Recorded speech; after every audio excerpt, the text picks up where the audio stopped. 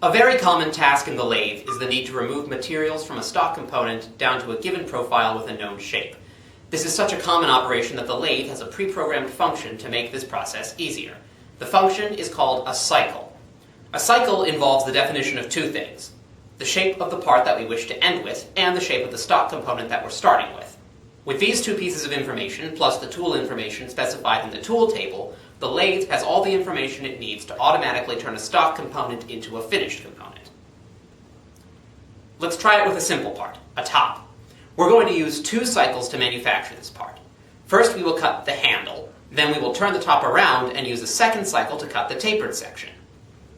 Cut a stock component of 2-inch diameter aluminum billet on the bandsaw. The length doesn't matter as long as it's at least 3 inches. Place the stock in a lathe and set Z0 for tool number 1 just under the face of the part. See our tutorial on basic lathe operation if you need help with this. The X0 shouldn't need to be changed. Now we will define the cycle to cut the handle of the top.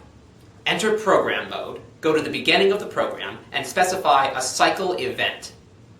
Enter the X and Z coordinates of your starting position. An exterior profile, like this one, begins at the upper right corner and proceeds counterclockwise along the profile.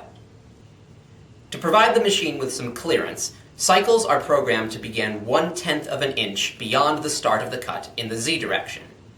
Since we want the center of the handle to be located at the origin, we thus begin this cycle at X0 and Z.1. In addition to the geometry, a cycle event requires you to specify information like the spindle speed and the tool feed rate. The correct value for these settings depends on the material and the tool type, and how much wear and tear you're willing to tolerate. Some recommended values are included on the tool information card at each lathe. The approach option lets you specify the cycle type as being either X or Z, which specifies the direction that layers will be removed from the stock. We will use tool 1, a right-handed cutting tool for this part. After you specify the cycle settings, press the look key. Notice how the display now shows the beginning of the cycle as a green dot relative to the location of the origin. Now we specify the shape of the final profile of our part. The shape of the profile is specified with cycle turn and cycle arc events. Turns specify straight lines, while arcs specify sections of a circle.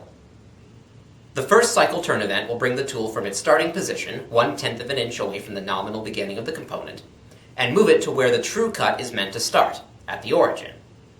To add this event, we specify the Z end and X end of the cycle turn, both of which are 0 in this case.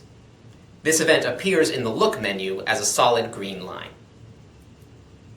At the end of each cycle turn and arc event is the chamfer or Conrad option. Entering a value here will add either a 45-degree chamfer or a corner radius to the end of the event. Note, however, that the feature will not appear in the look window until the next event has been specified. If you don't want a Conrad or a chamfer, leave this value at 0. Continue to define the shape of the handle with cycle turn and cycle arc events until you reach the end of the profile. Once we reach the end of the profile, add a final cycle turn event to move the tool out to the diameter of your stock component, 2 inches. The profile of the finished part is now specified. Next, we need to specify the shape of our stock component. We do this the same way we specify the shape of the finished component, but with cycle position events instead of cycle turn. The first cycle position event defines the edge of the stock at X equals 2 inches, while the second event defines the face of the stock at Z equals 0.1 inches. In the look menu, the final profile is now defined with a solid green line, while the stock component is defined with a dashed green line. The cycle must begin and end at the same point in order for the machine to process it correctly. Now go to the Setup menu and select Toolpath. Using the information you entered in the cycle, the machine can now generate the toolpath required and display it here. Blue lines represent a slow power feed, while red represents rapid jogging. You can page through each step by using the Step button. Note how the tool starts and finishes at its home position, which is a safe distance away from the part. Now we can run the program. Close the door and select Run Program from the Run menu. Press the Go button on the hand clicker and the machine will move to the home position and prompt you to load the correct tool. At this point, you could start the spindle and press Go to run through the program, but it's generally good practice to first do a tracking run to check for errors.